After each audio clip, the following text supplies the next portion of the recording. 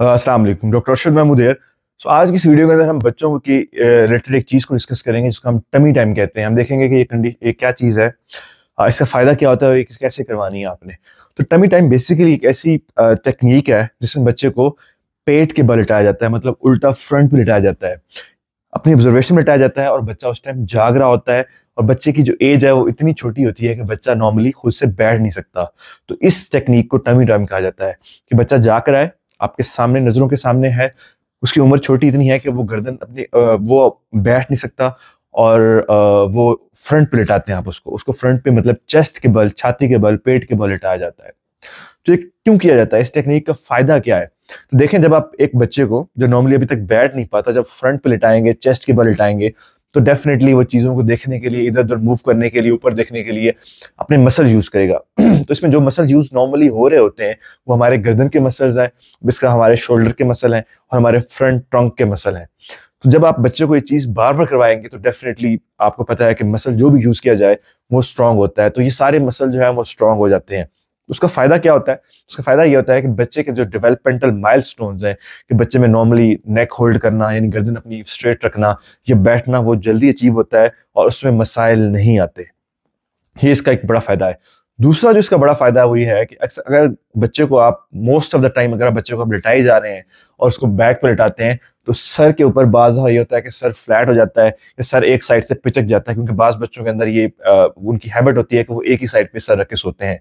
तो उससे होता ही है कि उनके बच्चे का सर एक साइड से पिचक जाता है, इसको हम डिफॉर्मेशनल प्रीजोसेफली कहते हैं। तो ये चीज उससे भी बचाती है, क्योंकि आप जब बच्चे को फ्रंट पे रखेंगे तो डेफिनेटली उसके सर की शेप मोल्ड हो जाएगी और बच्चे को ये मसला नहीं होगा। तो इन दोनों पॉइंट्स की वजह से हम इस चीज को एडवोकेट करते हैं, हम कहते हैं कि ये बच्चों में करवानी चाहिए। अब देखते हैं इससे रिलेटेड क्वेश्चन कि कब करवानी है, कैसे करवानी है और उसकी ड्यूरेशन कितनी होनी चाहिए। तो सबसे पहले है कि कब से करवा सकते हैं आप। तो करवा जो है इसको आपका बच्चा जब आपका 3 से 5 दिन का होता है तो उस टाइम से आप शुरू करा सकते हैं।